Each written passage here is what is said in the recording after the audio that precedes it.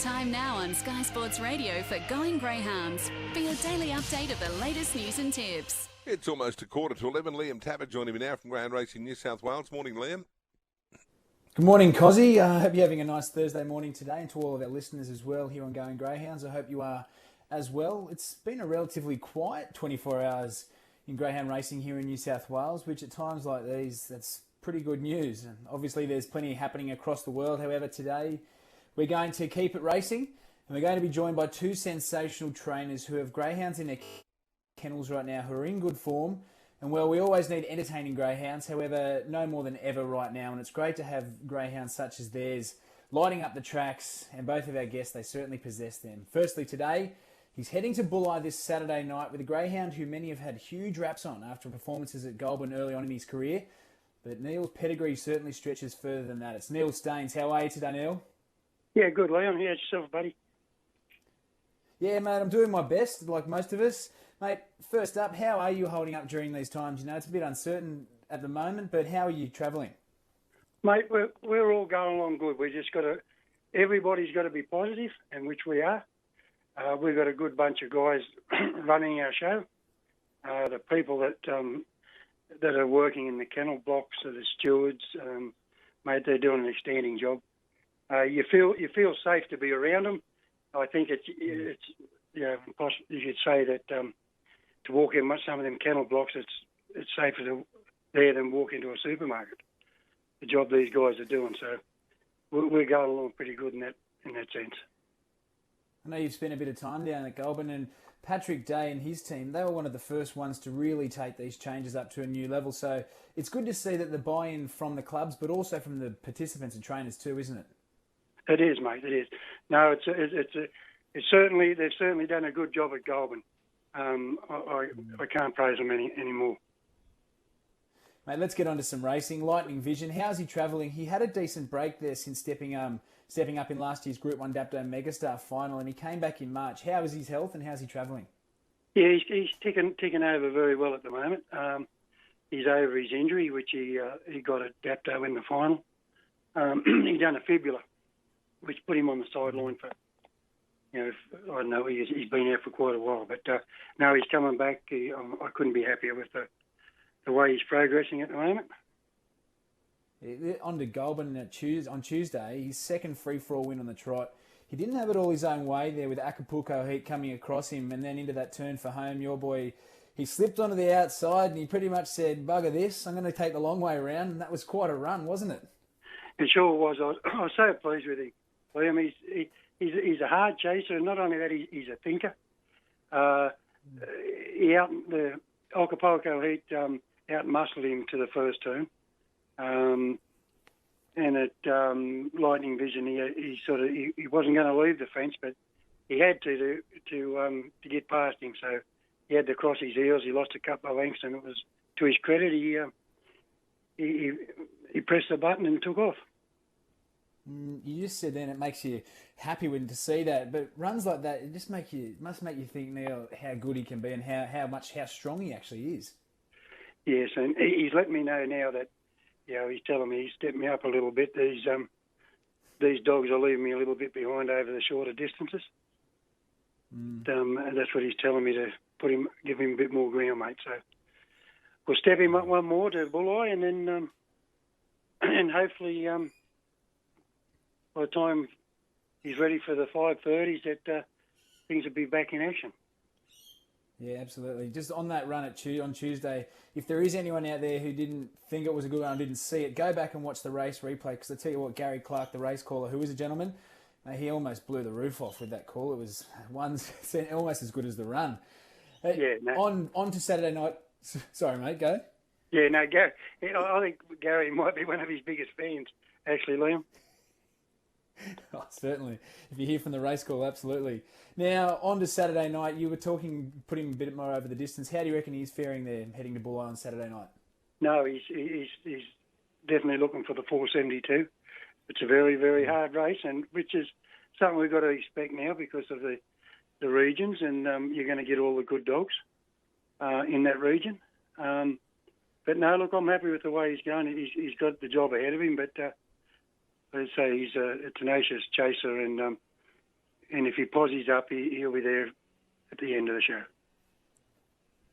Yeah, it could be a bit of a silver lining for him, Neil, challenging up against some of these good quality dogs. Now, finally, we spoke to Jason Magri yesterday, who said it's a little bit hard to plan ahead at the moment, given the current circumstances, and that's for obvious reasons. But are you the same? Are you taking it week by week and by staying in your regions and seeing where you can nom?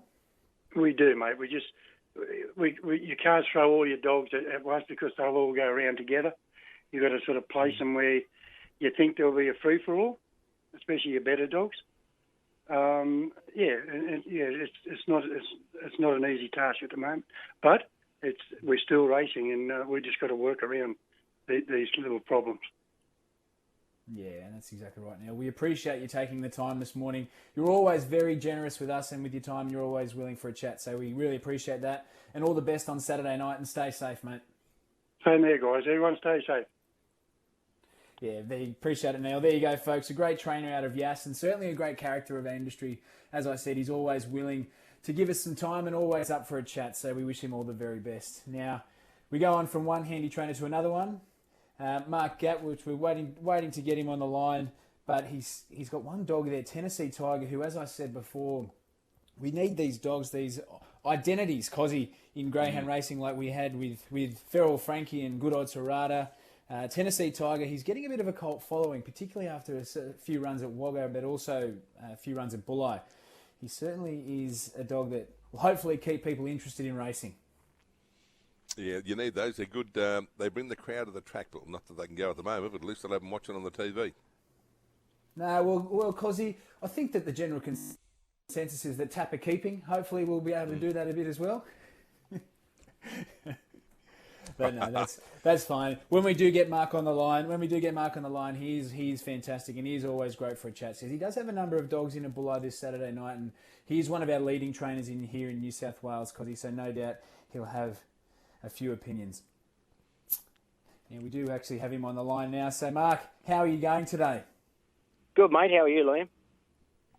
Yeah, doing my best. Just trying to keep my head above water, mate. First question for you. Like all of our guests here, I guess the focus is off track in many ways. How are you and the team holding up at the moment? Yeah, there's a lot of people worse off than us. That's the way I always look at it. There's always somebody worse off, but we're not in a good boat. We're sort of obviously now trying to make a living off minimal prize money, no city prize money. But like I said, there's people that are worse off than us.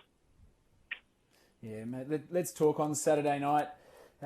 Tennessee Tiger, we were just talking about him then. He held off King Kratos, a Group 1 winner, along with Defy, who was pretty strong late. That was a good run practically from when he came back in the field, wasn't it, Mark? It was. I like the way he actually went to the inside and chased hard. He sort of doesn't take too many inside runs, and he punched under him on the inside and on the first turn, and then he kept going under all the way and over the top. So that was a good sign to see him actually go underdogs. He's a group finalist, this fella, and he can certainly hold his own at the free-for-all class. We know that. So that run, while it made you happy, it probably didn't come as too much of a surprise to you, did it? No, not at all. He's got a big motor. He's just not the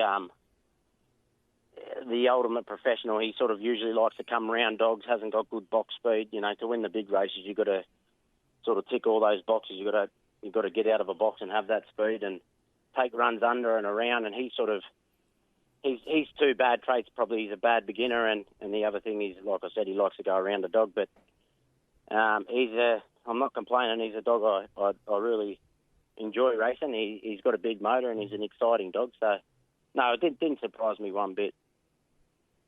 Yeah, you said that he's an exciting dog. We were just talking about that. We need dogs. People often fall in love with, people who are new to racing, I should say, often fall in love with a name. And Tennessee Tiger, it's a cracking name, isn't it? People are certainly getting behind him.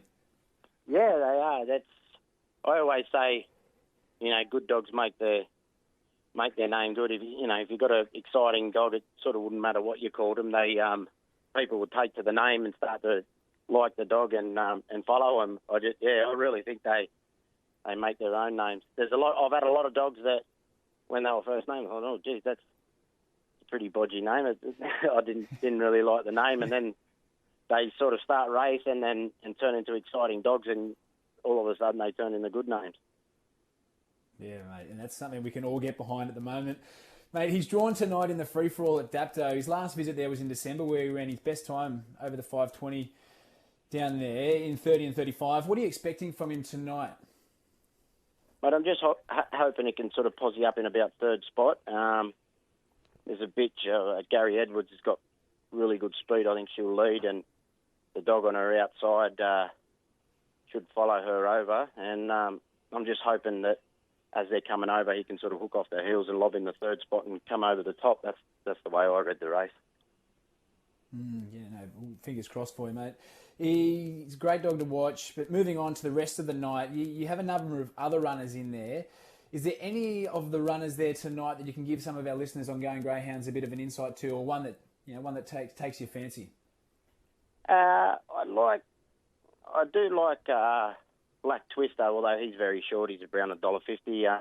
I think he should lead. He's got really good speed and break him up and hold on. And there's another one at sort of each way odds, that Tipper. He'd be, I wouldn't go crazy, but he'd be worth having something little on. He might get a good run down the outside. I think the 7 cup's hard left, so you'll have to come out and use the box. Yeah, well, there you go, folks. It's great to get a bit of insight for you, Mark. You're always good to chat to, and mate, it's tough to get on and talk during these times, but we really appreciate you giving up your time and also giving us a bit of insight into your kennels, but also what's going on around the industry, mate. Thanks very much. Not a problem, Liam. Anytime, mate. Yeah, appreciate it. There you go, Cozzy. Mark Gatt, an absolute champion. Got a few good things in there tonight at Dapto, so be sure, folks, to get on to what he said. Now, was there a golden oldie on fire at Grafton yesterday? Oh, gee whiz, Cozzy. This greyhound, like a fine wine, and he needs no introduction, but it's Cosmic Bonus. Trained by Evelyn Harris up there in the Northern Rivers, of course, one of the heartlands of greyhound racing here in New South Wales. The veteran stepped out for start number 136, would you believe it? And I believe it was win number 66. It's just unbelievable. It's sensational. And we've posted the video on the dogs.com.au social media channels this morning, and as you would expect, it's already alight.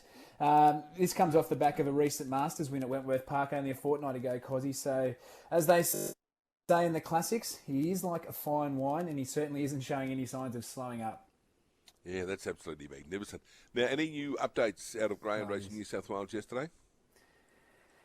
Yeah, a few. I think the main message from Tony was around the COVID-19 was that they're taking on board all of the feedback being sent into Greyhound Racing New South Wales head office, as you would imagine, and they are listening. So as I said yesterday, there should be an announcement made today, hopefully today, maybe in the next few days, regarding the zoning and tracks, which I think will make a number of participants happy. So people can keep an eye out for that. There were actually a number of positive emails, I've been told, regarding staff at each of the tracks. So I do think that a huge thank you to all of the staff putting in the hours at each of the clubs is in order, as well as what Neil said about the stewards as well. They're doing a fantastic job because these are testing times. And I also heard that Tony was receiving a number of requests about his heroics on the rugby league pitch, particularly when he went to the mighty Wigan Warriors, Cozzy. But I think, as you can understand, he's trying to steer away from those at the moment and keep a bit of focus on the greyhound job that we all have at hand. All right, now we need a couple of winners. Liam, what have you got for us? Yeah, well, today's actually a big day of racing, Cozzy, with 3 events taking place around the state. Getting us underway first will be Wagga Wagga down there in the Riverina. And here we like the look of Winlock Molly out of the yellow in race 3, who has good early burn and should take out this 1-3 wins final. That race gets underway actually at 11:45. So if you are looking to get on that, you best get your skates on because it's almost 11 o'clock now. Then we're travelling north of Wagga up to Dubbo, where Fernando Fusion, also out of box 5 in race 3. It's tough to go past him because he's absolutely flying right now. And then finally we'll finish off tonight at the world-famous Dapto Dogs, where we're going with Black Twister, as Mark Gatt said, who'll wear the checks in race 6. He claimed his only start here at Dapto last month and looks like he's going to back it up tonight. So those numbers once more, folks, are Wagga race 3, box 5, Dubbo race 3, box 5. Yes, you heard me correctly. And Dapto tonight, box 2, race 6. All right, good on you, Liam. Enjoy the day, stay safe, and we'll talk to you tomorrow. Yeah, same to you, Cozzy. Speak then.